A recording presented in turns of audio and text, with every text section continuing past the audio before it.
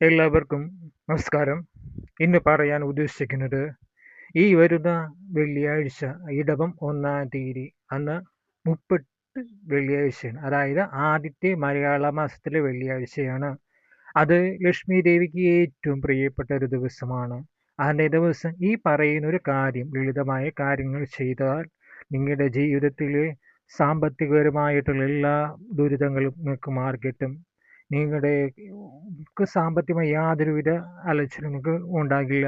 ഈ ലളിതമായ കർമ്മം ചെയ്യുക.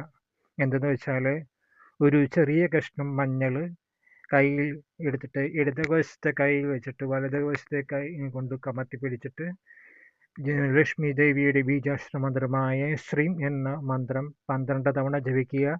അതിനുശേഷം ആ മഞ്ഞൾ കഷ്ണം ഒരു മഞ്ഞ തുണിയിലോ മഞ്ഞ പേപ്പറിലോ പൊതിഞ്ഞ് നിങ്ങളുടെ പേഴ്സിൽ വയ്ക്കുക.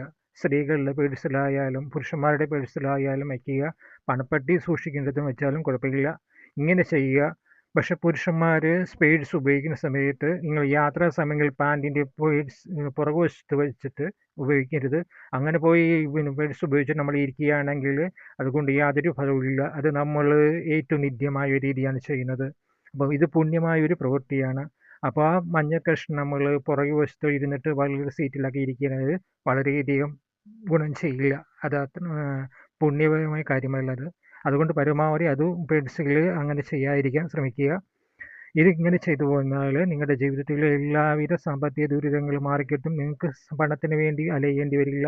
ധാരാളം പണം നിങ്ങൾക്ക് എത്തിക്കുകയും ചെയ്യും. ഈ ശുഭകാര്യം ഈ പറഞ്ഞ ദിവസം ചെയ്യുക. നിങ്ങൾക്ക് എല്ലാവിധ മംഗളങ്ങളും ഉണ്ടാകുക തന്നെ ചെയ്യും. എല്ലാവിധ ഐശ്വര്യവും ഉണ്ടാകുക തന്നെ ചെയ്യും.